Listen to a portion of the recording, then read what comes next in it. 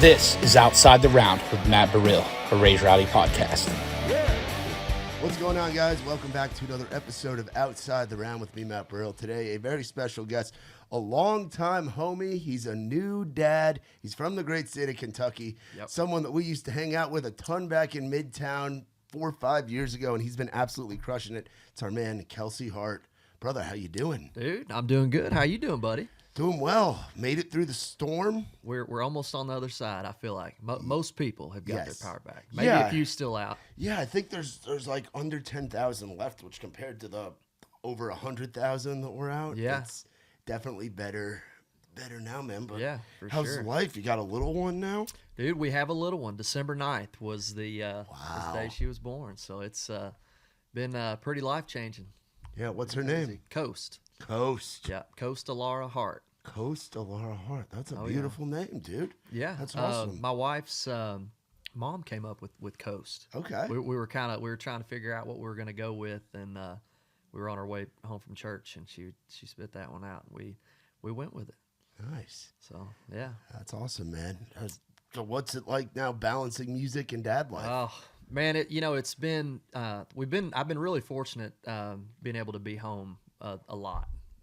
There's just been a few little quick trips I've made these in these first couple in this first month or so, but it's been nice to be able to be home and be around for all the first these first couple months. So yeah, it's been fortunate on that side of things. Yeah, it's got to be a blessing to have her born in kind of our slow season. Yeah, you know, well, like right around the exactly. holidays And, too.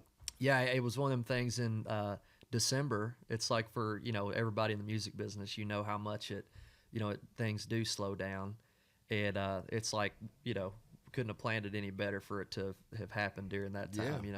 Yeah, dude, absolutely. So we got to sit down. I think it was at CRS. I want to say last year we sat down in one of those little where they shuffle you guys around super quick, and we're in one of those little like cattle, literally. Yeah.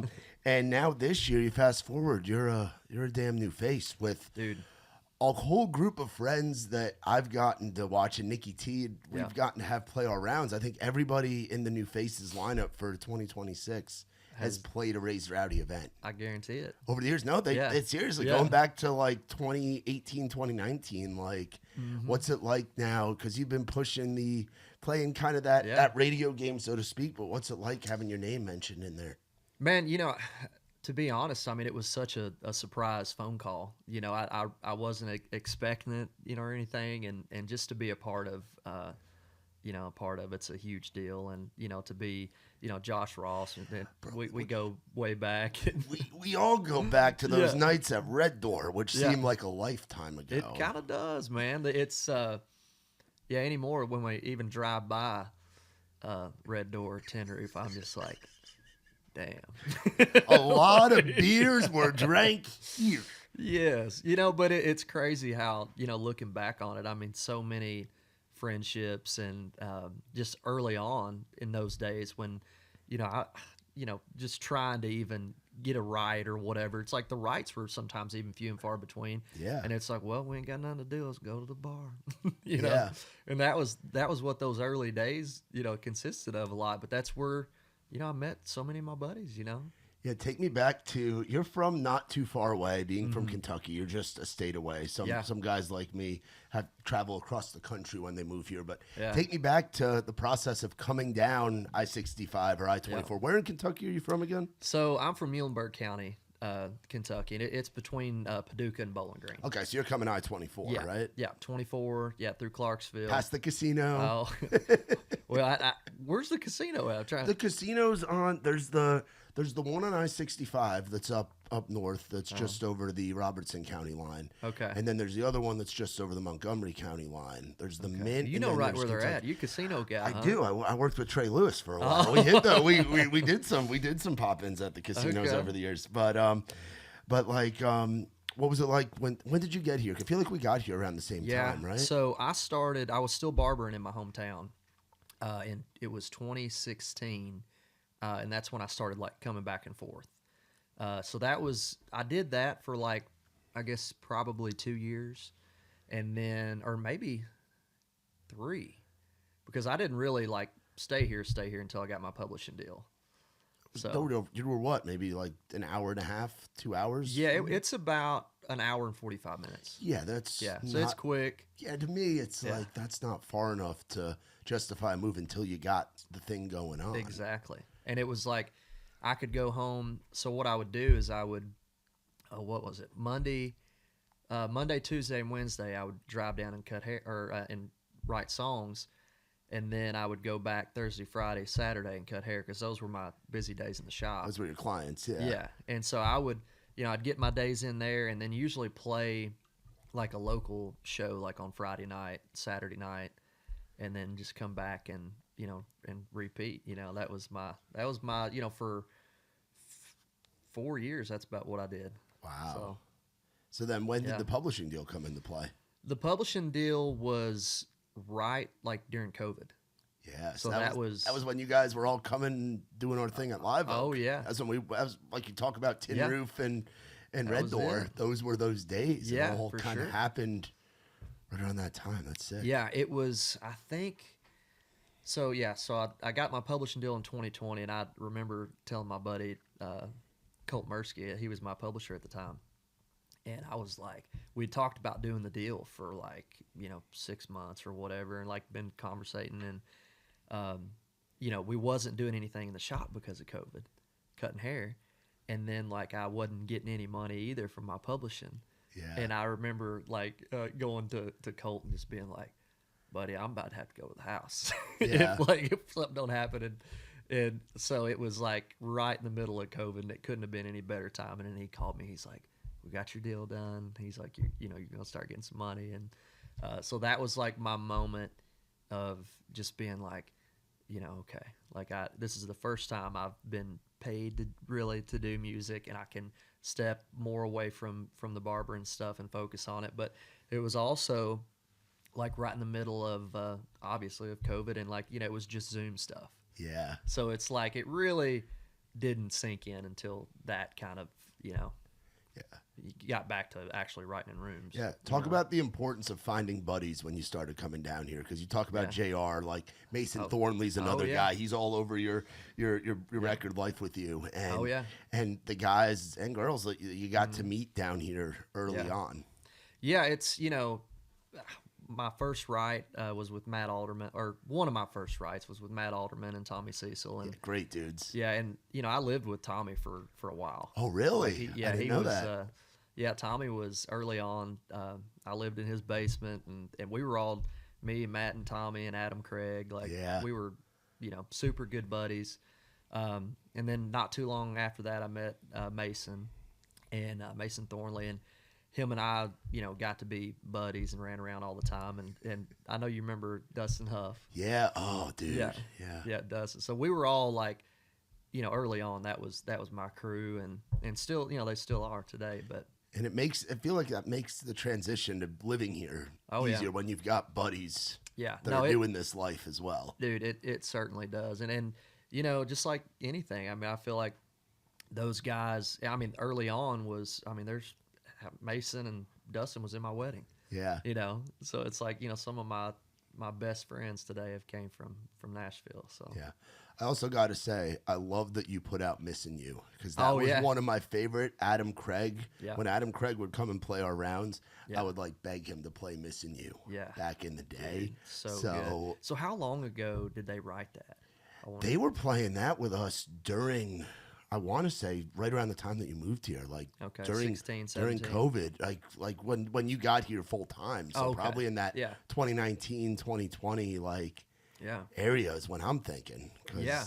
Now it may have been because we did a writing retreat, and Adam, maybe this was around the time he wrote it, and he played it for me acoustic. Yeah. And because John Pierce is on that too. Yeah, another Pierce, great guy. And me and Mason, me and Mason were sitting there, and he played it for us, and we were both just like, my gosh, man, what a song.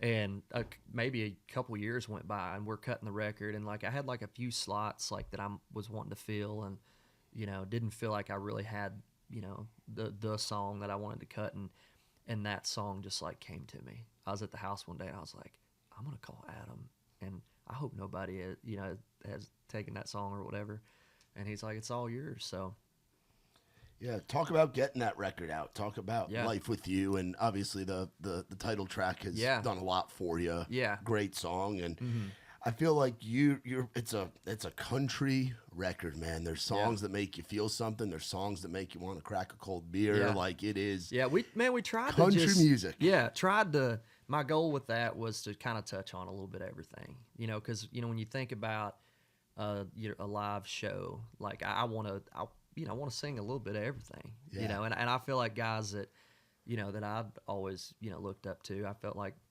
with Blake Shelton and some of I these hear guys so much Blake Shelton on there.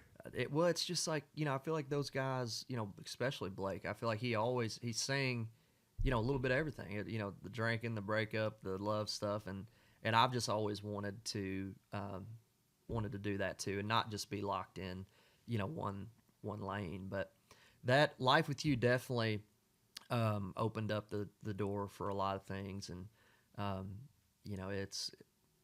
it was really where that that record even stemmed from, so Yeah, talk about put it on the map. Put Because it that on the was map. one I was playing Fortnite last night, just by Yeah. myself, just getting Yeah. getting practice before getting yeah. on the party with the boys. And I was listening through the record again. It had been Yeah. a minute since I jammed it. Yeah. And put it on a map. Come on, I was just bopping my head. I'm Dude. like, this is a small town guy Yeah. from Kentucky singing Oh, yeah. a damn country song. Dude, Put It on the Map was a Hardy song. Yeah, that Hardy they- and Taylor Phillips, right? Yeah, and Taylor, that they sent to us kind of last minute, and I just loved it, and it's live. It's like one of my, favorites to do to this day. It's still I think it's going to be. We're changing it. I think to our opener. This. Hey, that's a show opener song. Yeah. Yeah. Yeah, it's rowdy. Yeah, man, it definitely is. And you're getting to go out. You're gonna be going out on the road with Dylan Scott. Going out with Dylan Scott, man. Excited about I am that? excited. He so Dylan and I we've known each other for 6-7 years. When I first got to town, him and Matt Alderman actually used to be roommates, and Isn't it wild how it's all I connected? know. Yeah. So early on, that was, of course, he had already at that time. I mean, already had a #1 song, and he was out on the road, gone all the time. So it's not like he wasn't necessarily out hanging out with Matt and I all the time because he was busy Yeah. while we were goofing off. Yeah. But over the years, I've got to know him, and we actually just done a thing in Park City together, and it's probably the most time I've actually got to spend and talk to him, and just hit it off good, and we're both excited about the tour and getting out there. So That's cool. Park City, Utah, right? Park City, Utah. Had you ever been out there before? So that's actually one of the first places that my wife and I went on like a little staycation. Nice. Yeah, and it was during COVID. Like we had just started dating like that year before, and of course she's from Utah, so it's I didn't know that. yeah, it's not too far from from where her parents are from. So she's like, I know a cool spot, and so that was that was our first like hangout spot. Yeah, I did St. Patrick's Day out there with my girlfriend and another couple that we're friends with. Yeah. Probably 2 years ago we went out there. Yeah. And it was It's a awesome. cool spot, isn't It is a cool spot. Those Yeah. old bars that are in there. Oh yeah, and they got some dang. I'm trying to think of what was that bar? I forget the name of it. I'm gonna have to look. Oh, No Name. The No Name Yeah, bar. Kobe yeah. remembered. Yeah, No Name. Yeah, that was a really cool bar. Yeah, because we went to. I'm gonna have to look it up on the damn. The No Name Saloon. The No Name Saloon. No Name Saloon, hung out in there. There's the Spur Bar, the Cabin. There's a bar, that whole little strip, Boneyard. Like there's a whole little strip going up that hill. Yeah.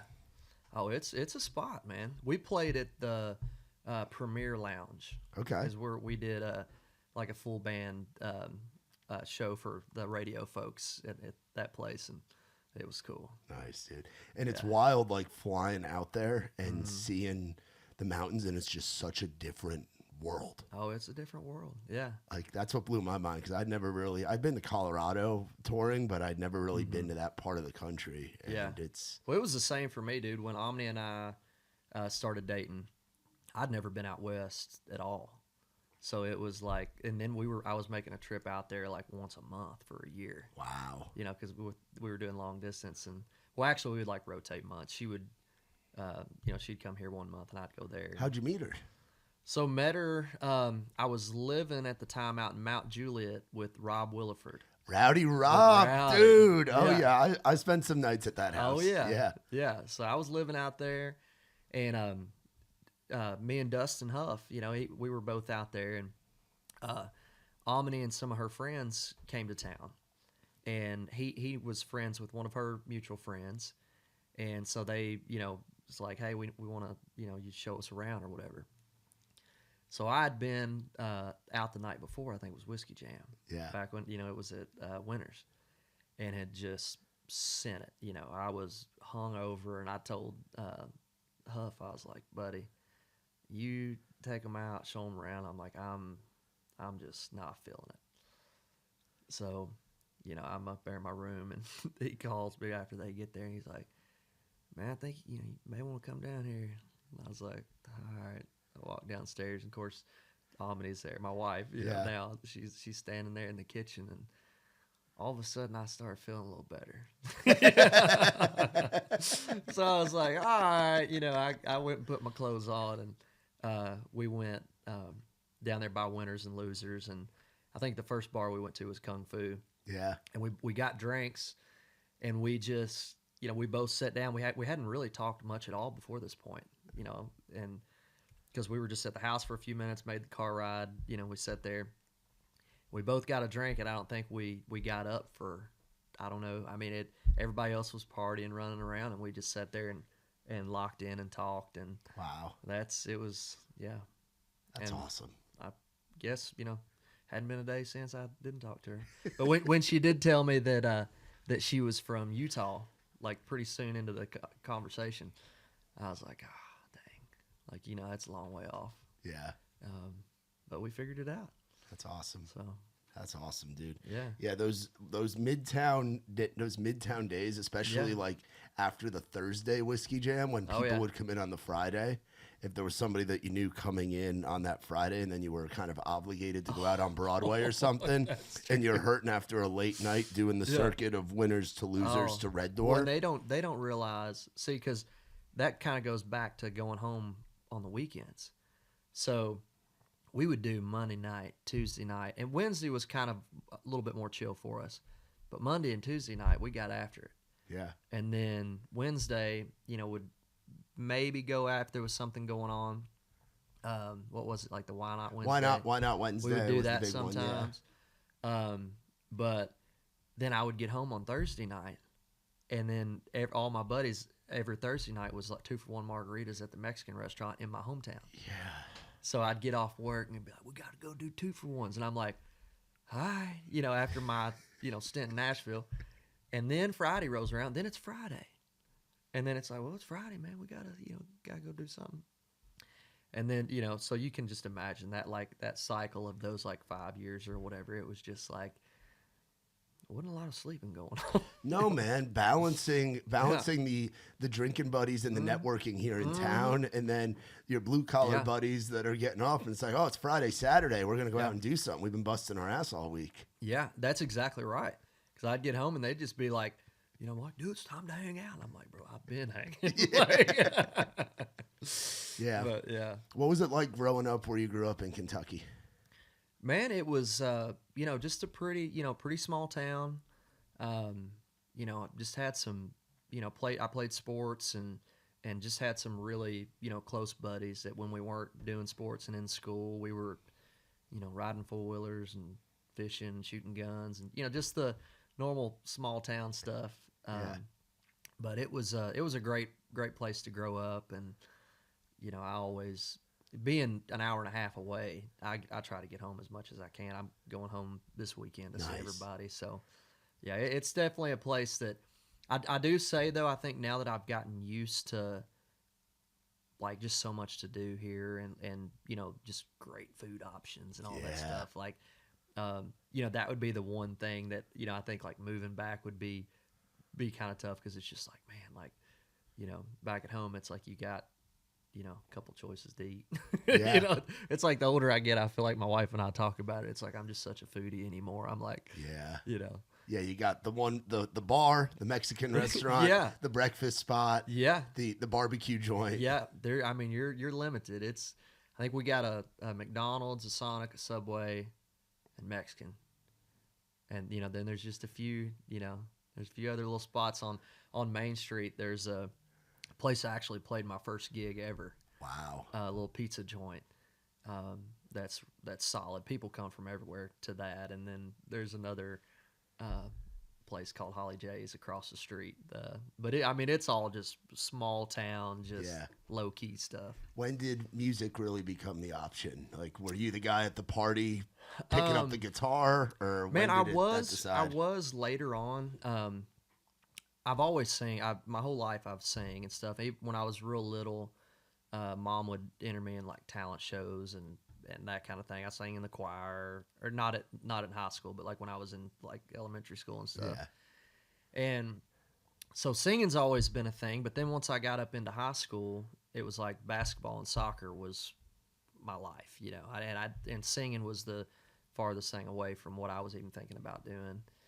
And so, finished high school, went to barber school, and I just knew that I was like, I'll just be a barber in my hometown forever, and I loved cutting hair. It wasn't something that, I didn't ever dread going to work. There's something about that barber-client relationship. Like, Yeah.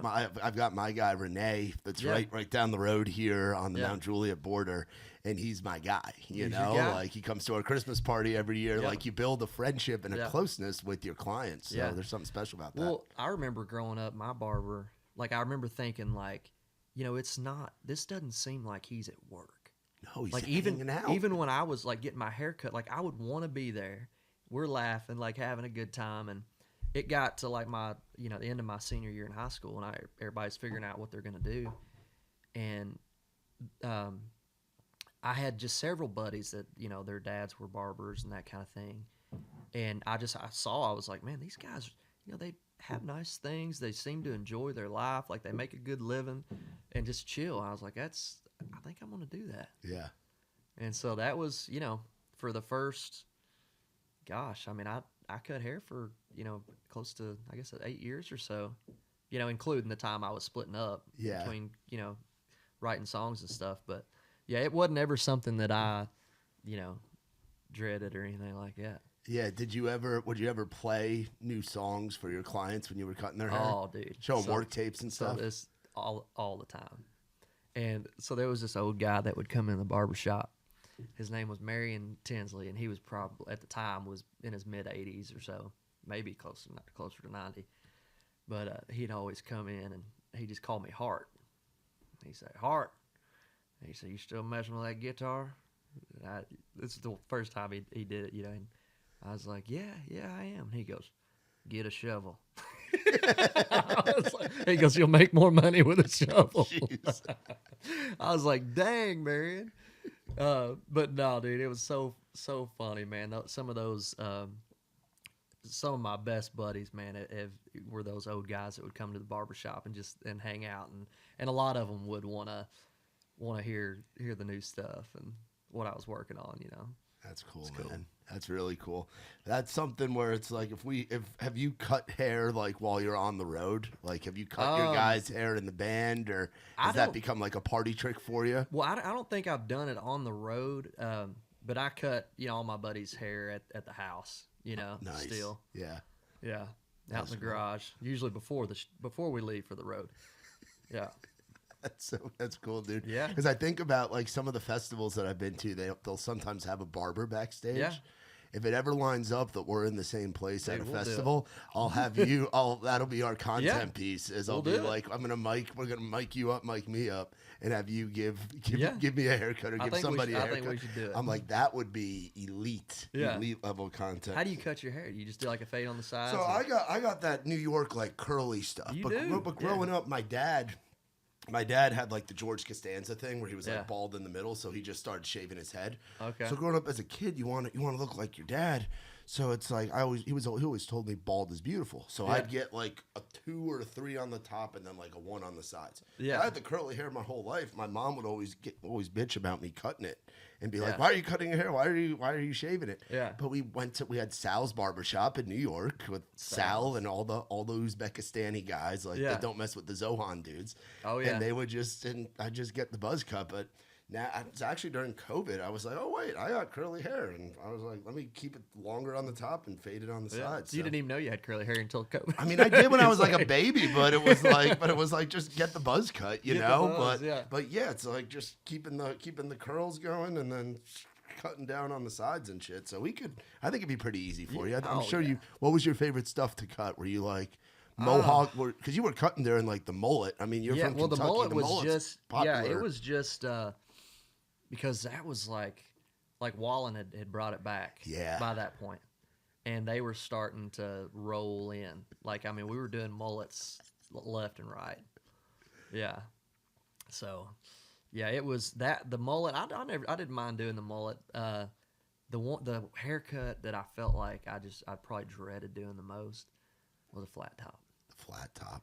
Because, I mean, and they tell you in barber school, they're like, it's about, one of the toughest, haircuts to get really perfected. And I just never done enough of them to, like, really be that good at it. Yeah. And so I would randomly, like, some of, like, the guys I worked with done them for years, and they would just crush it. And, I would do one a month or something. Like, randomly, this guy would sit down in my chair. The worst was when you'd have a guy that had, like, a perfect one. That, like, he'd been going to, like, the old man had been doing it for 50 years. And he'd let it grow out a little bit too long or whatever. And then his guy's not there, and he comes and sits in your seat. And he's like, just give me this perfect flat top that my buddy over here has been giving him for however many years. And I remember those were the ones where I was like, damn. Like, dude, I'm about to mess you up, dude. No, but, yeah, the flat tops were tough. Damn. Tell me about the new song about little baby girl, about little Coast. Little Coast. Anything like you? It's actually out today as we're recording this. Yeah, man. Anything like you. So a couple months ago, I had a write with Adam Craig and Mike Mobley, and it was a situation where it was kind of all that was on my mind. We were just a few months out from having Coast, and just Adam was asking me questions about it because he just had a baby not too long ago, and his wife's pregnant too at the time, and they've since had their baby. And so it was something, Adam and I were going through and experiencing at the same time. And we just started talking about wondering, what they were going to be like. And, if really the closest thing that we have to see that is her mom, because we knew they were going to be girls, So we started talking about that. And one of us, I don't remember how it went down, but it was just like, man, if she's, anything like her, man, that's gonna have a lot of loving to do, and the song just, went from there. But it was, it's a super special one, and I'm excited to have it out there. Yeah, man, that's great. That's great. What are we looking at as far as new stuff coming? Because we're coming up on this year being the 2-year anniversary of Life with You. Yeah. So I'm sure you're itching to get more stuff out there. I am, dude. I've never been more excited about music than I am right now, man. We've got some stuff in the can that I'm really excited about. I think not that I'm not super proud of my first record, because I am, but I think the longer you do this, the more, you kind of, I guess, kind of figure out your lane and what it is you want to say and the songs you want to record, and, kind of what works a little better for you. After you've released a bunch of songs, you kind of start to see that. And so, just kind of honing in on that and getting a group of songs together that we really do feel super excited about is fun. Yeah, man, it's got to be great. You got to put out some songs last year. You closed it out. Well, you closed it out with a damn Christmas tune. Oh, what was that like? The old Christmas tune. Santa had a rough year. He did, dude. That's a rough one, boy. Yeah. So my buddy Colton Venner, Colton, one of the best. He's a one of the best, most underrated dudes in this town. People are gonna know Colton Venner. Yes. He's amazing, but he played this song for me forever ago, and the label we'd been talking about doing a Christmas song for a couple years, and we just, what happens is it's summertime, and you're not like, if you're not on top of it, you get behind, and then it's too late. You got to have it recorded and turned in and all that stuff early. So around the summer sometime, Sierra, my A&R, she was just like, hey, we need to do a Christmas song this year. And she's like, either you need to write one or we need to find one for you to record. And I just remembered Colton playing that for me, and I was like, if I'm gonna put out a Christmas song, I was like, this one is dark and it's sad and it's like, I was like, but that's one I want to put out. I just, from the first time I heard that song, I was like, man, that's a tough Christmas song, So yeah, and then you had Fireworks, you had Something That You'd Miss, Freedom. Mm-hmm. I Went to the Bar. You had a bunch that came out last year. Gone with the Wind. Yep. Yeah, we were cranking them out, man, and that's what I want to do this year. Hopefully to get on this single release thing about every couple months, and then probably I want to put out a project at the end of the year too, because we've got a lot of songs, So I want to always put my best foot forward and make sure, that the quality's there and everything. But it's when you write and record this much, it's like you want to get them out, Yeah. Yeah. So, now, being a Kentucky guy, are you go Cats or are you Cardinals guy? Dude, I'm always been a Cats guy. But I will say in the last several years, I've been a pretty fair weather fan. I haven't watched them a ton. But yeah, I feel like back when when Cal was there, like when they were rocking in around the 2015 and just 16, cranking out first round picks, cranking them out, dude, and just so fun to watch. I felt like I was, I watched them a lot more back then than I do now. But it seems like they're starting to pick up a little steam though with Mark Pope. So I've heard the Kentucky sports radio. Yeah, is like a whole different thing. Like people get really into it. Oh yeah, well, dude, and the thing with Kentucky basketball, and I'm sure it's like this a little bit everywhere, but I think Kentucky is even more so. You can't lose at Kentucky. Like with Mark Pope, struggling, and even Calipari, as much success as he had, once they started losing a little bit, man, people will. Well, I know the feeling. I got Yankees bobbleheads right here, so it's a very similar type of thing. You put on that Kentucky jersey. It's not far off. I just realized this guy doesn't even have an arm. His arm fell off. He is missing. He's missing an arm. Ron Guidry. I don't know what the hell happened. I just noticed that. Poor guy. Yeah, poor guy. He's got the great mustache though. That great 70s mustache. He does. I just realized this one here in the middle's got the. Oh, this is Don Corleone. Yeah, this is the Godfather right here. I got this at a thrift store in White House. Oh, heck, Tennessee flea don't market. You love a good thrift store, bro? They're the best. I used to love going to them on the road because you never know. That's where we found there's that eagle knife over there, and we found that at a thrift store going to a festival in iconic down near Monteagle, Tennessee, I think, or somewhere. Well, it makes sense. Nikki T, yeah, exactly, Monteagle. Yeah, Nikki T was like, "Bro, we have to have this." And I'm like, "All right, Nikki, put it on the business card. Put it on the card, baby. We got it. Yeah. We got all kinds of random little. No, it's the whole vibe in here, dude. Yeah, man. I like it. We've got a bunch of the show posters and things like that. We got some Kentucky boys behind you. We got old 60 up there. Okay. They're from Hancock County, Kentucky. Dude, that's super close. Yeah, we played Hancock County in sports all the time. Yeah, they're outside of they're over in that Owensboro area, man. Yeah. What was it like growing up in a state where country music is just so prevalent in Kentucky too? Yeah, like you guys it is, love your music. We do. I do say, a lot though. It's kind of funny. Like my parents, like growing up, weren't country music fans at all. Really? So I wasn't like. My dad was a big gospel guy. Like he always sang at church, and he was he always just had gospel CDs in his truck. So growing up, like that's the music I heard all the time.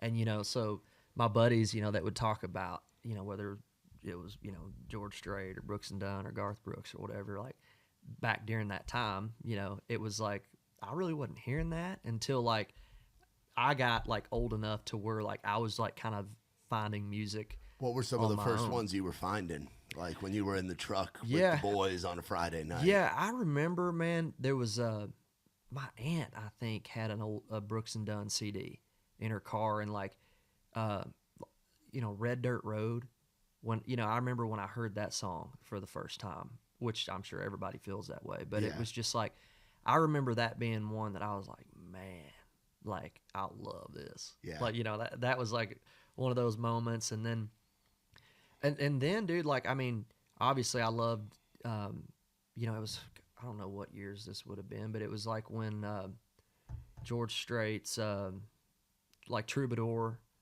and like I remember that being one It's that like mid 2000s, early yeah, 2010s. well, I think that would maybe have been like early 2010s. Like Yeah. I just kind of graduated high school and like, you know, was really getting into country music around that time, and then you know, when Blake Shelton put out his Based on a True Story record, like that was one that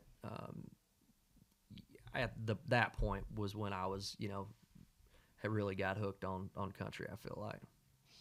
Yeah, George Strait. Yeah, that Troubadour record came out in 07.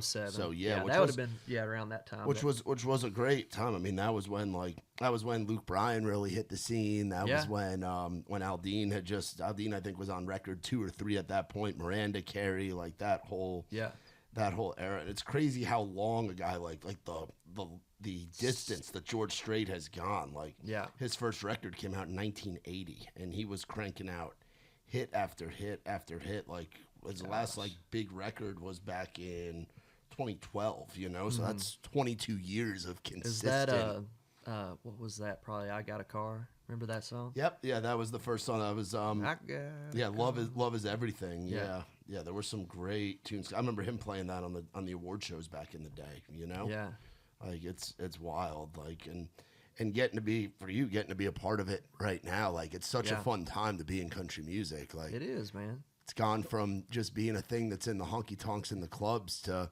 it's getting guys that you've been in the same bar with are selling out stadiums. Yeah, like it's nuts. Yeah, it's crazy, man. It's certainly, I think, you know, with, you know, Wallen, and, you know, it's like just the expansion of country is even, I guess it's as big as it's ever been. It is right now, and it's only getting bigger and bigger and bigger. Now you talked about wanting to put out a project towards the end by the end of 2026. Mm-hmm. What are the big goals for you this year? Yeah, so I would love to, you know, the big thing for me is because for so long, you know, I was, you know, writing songs and not playing. Like I wasn't out on the road. I was just in Nashville writing. You had the deal and the publishing. You had the deals for the in-town stuff. For all the in-town stuff, but like I put so much emphasis early on writing that I looked up and, you know, however many years went by, and I'm like, man, I want to be an artist. Like I want to be out here playing these shows, you know? And so now that, like, you know, I do have music out, you know, and we actually, you know, have songs to go out and play now that are released into the world. Like my focus in these last couple years have really just been like trying to build that live presence and get out there. So, you know, the shows are starting to come in a lot now, and my goal, you know, by the fall time, I would love to do a headline tour, like club tour. Yeah. And you know, I just, that's a goal of mine. So we're trying to get that shaped up. Yeah, you got to do the radio tour stuff. Yeah. Talk about that grind a little bit, because a lot of like country music fans, obviously they listen to country radio, but they don't know all that goes into the traveling and working a song like you had to do. Oh yeah. So, you know, I feel like I heard a lot of people talk about like, oh, radio tour, man, it's like brutal. It's tough, but I've loved it. I mean, it's been one of those things. I've made some great friends, you know, at radio, being out there, and just the fact that, like, you know, I love steakhouses. Oh, and it's like, that's right. It's like on radio tour, man. It's like, you know, most nights, I mean, you're taking the PDs out to a steak dinner, and I'm like, I'm like, this doesn't suck. I was like, you play a couple songs, for them during the day, get to know them. And sometimes, that they've got some, cool, depending on where they're at and what they got going on, they got some cool things to do during the day, and then go out to eat at night and do it again the next day. All right, favorite steakhouse you got to go to on the road? So it was in Baltimore. Well, actually, I think my favorite one was in Vegas. And it was the Ramsey. It was Gordon Ramsay Steakhouse. Gordon Ramsay Steakhouse. Oh boy, that was number one, and number two would have been the Baltimore Steakhouse called the Ruxton, and I got a pretty good story on that too. So first time we go to the Ruxton, where it was my whole band was with me. I guess it was some kind of like radio full band show. So we flew in the night before, and last minute we were driving by there, and I was like, that place looks solid. And so we go in, but we're all just like wearing like t-shirts and like sweats and whatever. And the lady at the front desk, she's like, yeah, I'm like, y'all got, seats or whatever, you get, or we need reservations. And she's like, no, you don't have to have reservations, but like we have a dress code here. And she's like, but lucky for y'all, like we have coats here. And I'm like, do what? And she's like, yeah, like we got enough coats for all of you guys. So we all had matching blazers, like navy blazers on with like sweatpants. I had shorts on, I think, with shorts. But she's like, yeah, your tops just got to look elegant. So once you sit down, your legs and stuff are under the table, but you're sitting at this nice restaurant with this, thing on. So that was, there's videos of that. It's pretty hilarious. That's awesome. Yeah. What's your favorite spot here in town? Because we got quite a few We yeah. got like you said, you're a foodie. We got a lot of great places to eat here in Nashville. Oh, dude, I'm a steak man and bourbon guy. I think atmosphere-wise, I love Bourbon Steakhouse. That's at the top. Makes sense. You just said you're a bourbon and a steak guy. Yeah, that makes sense. Yeah, at the top of the Marriott. Yeah. Yeah. So that's probably for the atmosphere, drinks, food, great sides. I really like Bourbon Steak. Oh man, we got another one out in Hendersonville. The Chop House. It's called Catch. Oh, Catch 22, yeah, or Catch I think restaurant. it's just Catch. Yeah. But it's out there by the theater, and it's a little hidden gem. Yeah. I mean, it's the steak's phenomenal, and it's close to our house, and so those are probably my two favorites if we're gonna like go to real nice places. But then, like the affordable steakhouse, that's like you can't miss with it is Longhorn. Yeah. I love Longhorn too. You're a Longhorn over and Outback guy. Okay. Oh yeah, Longhorn I think is the ticket. Yeah. Nice. Yeah, I've heard of Catch. I haven't been there yet, but you gotta go to Catch. We do Pig Fest every year with Andy Gilly. I think I saw. Did I see you guys? I think I saw you guys there. Yeah, dude, at the park. I got so sick that next day. Really? Mm-hmm. Not because I ate something there. I don't even think I had anything to eat there, but yeah, that day after I saw you, dude, down. Yeah, if we were because we do. I help host the music for that every year. The concert, which this past year it was the Oak Ridge Boys and Exile. So it's funny you're talking about gospel stuff. Oh yeah, and they got into their gospel stuff. Oh, and I'd never been at a gospel show. Yeah, I was like, holy cow, these old people are going nuts, man. They were holding their hands up. There were thousands of people in that park, dude, wheelchairs and all. It was crazy. Well, every year they do a gospel fest in my hometown, and the lady that runs it called me, and she's like, hey, Kelsey, we want you to open the show for Jason Crabb and whoever else was playing. And I was like, oh, okay. Like, is this Gospel Fest? And she's like, yeah. And I was like, well, I'm going to have to adjust my set list a little bit. I was like, because I do have songs that can work in that situation. But I'm like, as far as, a lot of the tempo fun stuff, it's drinking and, different things going on. And so when I asked her, I was just like, yeah, probably no drinking song. She's like, oh, no.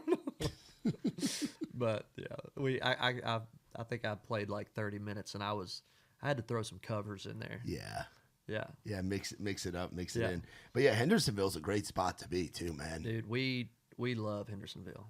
It's, that was the first place we looked for a house, and we like missed out on the first few, and then we just started looking everywhere else because they're, the ones in Hendersonville seemed like they were just, as soon as we'd look at them or whatever, it'd be gone. And our house ended up, it was we bought it in 2022, and it was like the housing market was just booming. Yeah. And I remember our person told us was just like, hey, the only way you're probably going to get this house is if you send in send a letter to them, a picture of you and your wife and the dog, and like write them a letter. And I was like, just thinking like it's a long shot, but there was like 50 something offers on the house. And they called us that night, and they were like, hey, we just, love y'all's story. Love that y'all are a young couple that, because a lot of people that were trying to buy them at that time were like the people that are just going to flip them and turn them around. And they're like, we want like a young family to have the house. So we lucked up getting out there. That letter ever turned into a song? It didn't, but it would be kind of cool to read that now. I don't know if Omni kept it or not. And I'm like, that to me is a story. That is a story. You're right. Well, I may have to ask her about that. Yeah. Colby's sitting over there being like, may have to dig that up. Yeah. Yeah. That's sick. Yeah, I love that that area of Hendersonville, and we have a good time at Pig Fest every year with old Andy Gilly. This year they had the wrestling this year too. Oh, how was that? With Jeff Jarrett, and they had the little people going, the micro wrestling going. There was a little guy, and he dressed like 50 Cent, and they call him 25 Cent. 25 Cent was electric, and then I ended up at the Waffle House with him post wrestling event. Dude, He was out partying with 25 Cent. I'm gonna have to see some pictures. Oh, dude, I got him. I got 25 Cent hitting a guy with a chair, I think. It was unbelievable. Yeah, but shout out to Andy Gilly and the great city of Hendersonville. Dude, 25 Cent. 25 Cent. He was amazing. wild, man. Yeah, the wrestling was. They did the wrestling in that park. Those guys were cold. Just top tier. It was cold. Yeah, it was. It was like 40 degrees out, and they're out there they put a ring in the parking lot right there. We saw some wrestling at the Banana Fest. Oh, you guys went to Banana Fest? Banana Fest in Fulton, Kentucky. Okay. We saw some dang wrestlers out there too, buddy. So Banana Fest, you're not talking like Savannah bananas. You're talking like actual bananas. Bananas. Yeah, in Fulton, Kentucky. I guess it's the biggest. They said they made because they do a parade too, and they build the world's largest banana pudding. They put it in a trailer. A dang like flatbed. That's going on my bucket list of places to go. Yeah, and we tried it. It was good. Banana Fest. You guys play or we played that night? You played Banana Fest. Yeah. Hell yeah. We did, man. It was awesome. Yeah, we'll have to go back. Wrestling at Banana Fest. Wrestling at Banana Fest. Yeah, we were Friday night, and I think Rodney Atkins was Saturday night, and that little place was popping. Oh, I bet. Yeah. That's the thing too that you'll see about going out on the road more this year is there's something about like it's cool to go to the go to the New Yorks or the Baltimores or the Charlottes or like the Chicagos, like the bigger markets. But there's something about, like Ronnie Dunn says, big timing in a small town. That's right. There's something about going to that small town. That's going to be in our set this year. Where you are the biggest thing in that town. One of the biggest thing that happens all year is playing that event, playing that Banana Fest, playing that. Just the excitement from those people, man, are next level. And then those are the people that are going to stream your music and follow you forever. Yep. And they're going to tell their kids one day, I remember when Kelsey Hart came to such and such festival in random town in Nebraska or Idaho or wherever, you know? Man, it's still like, it's crazy to me. Like I just played a radio show in, San Jose, California at a winery. And just like being that far from home, you know, and having, of course, they've, supported me a lot out there on the radio and stuff.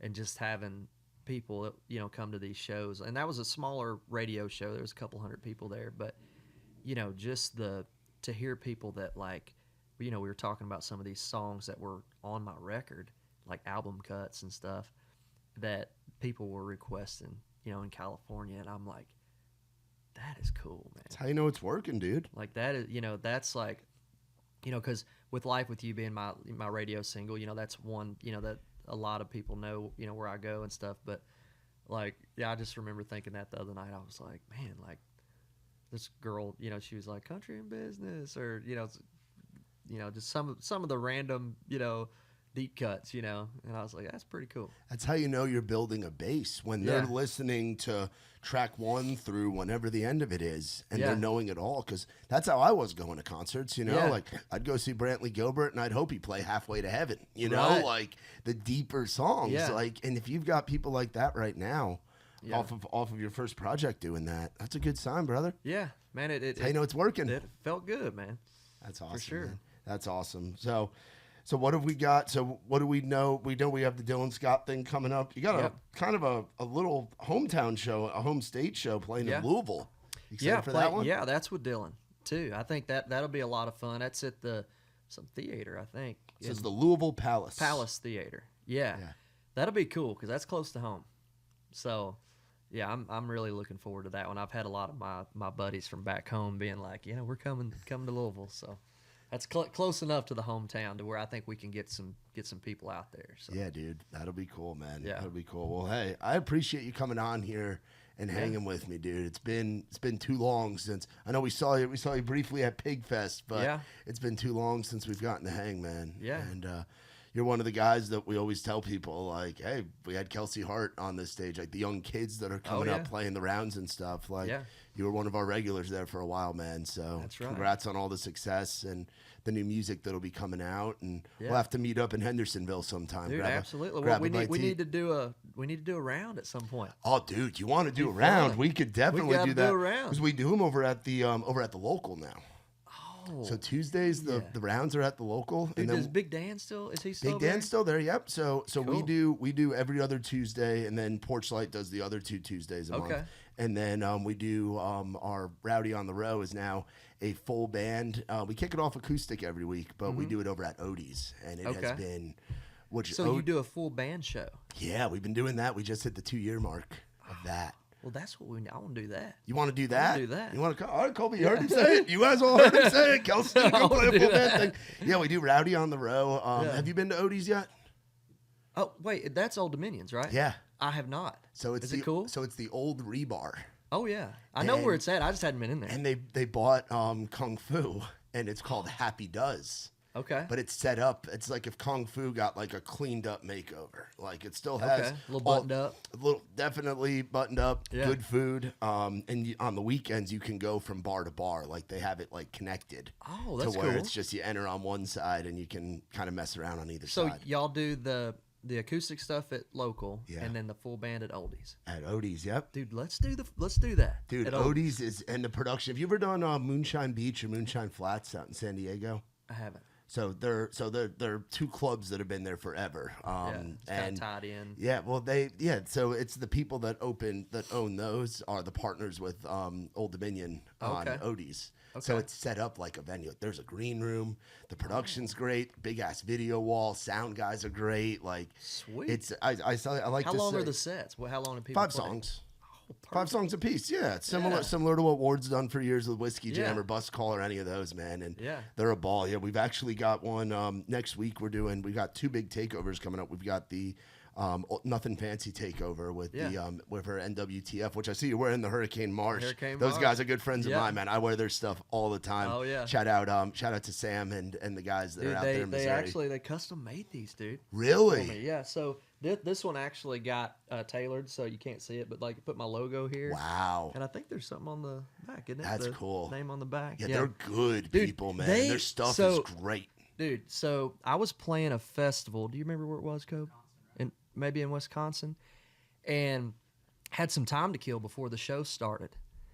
And I was just walking around the festival. They hadn't opened the gates yet, but all the vendors are setting up their stuff. And I walked by, and what's Macy's husband? Sam. Yeah, Sam. Yeah, Sam. Sam's just, getting everything set up. And I walked by and I'm like, hey man, I was like, can I buy something yet? Or y'all? And he's like, no, sure. And he's like kind of like, how'd you get in here so early? And I'm like, oh, I'm playing tonight on the stage. And he was like, no kidding. And he's like, he's like, well, man, like, get what you want, man. We're gonna hook you up and take care of you. And I'm like, no, I want to buy it. And he wouldn't have it, man. They set me up with stuff, and then since then have just been so good to me and sent me stuff, and now making me these show shirts and stuff. So that's great. They seem like the sweetest people. Yeah, they were at they're at Tailgate and Tall Boys every year up in Bloomington, Illinois, and I got to meet them through that because I'm the MC of that festival. Okay. So I'm the guy on stage introducing everybody, getting folks on stage, chugging beers, doing all the chaos. Nikki T's shooting the T-shirt cannon, like it's a whole thing. But I got to meet Sam and Macy and that whole crew because they were vendors at that. So good people. Shout out Sam. They're going to be in town for NWTF next week. That's too. what. Yeah, she texted me and said that they were gonna that if we wanted to come by. Yeah, same with us. So I'm sure we'll see you there. Hopefully, hanging out at the Hurricane March tent, man, at their setup over there at the convention center. But that's awesome, dude. Well, hey, I appreciate the hell out of you coming on. I got some Surfsides for you to send home. Take it home to you and the wife can enjoy those. Absolutely. Thank you. Enjoy some delicious vodka, iced tea, and lemonade.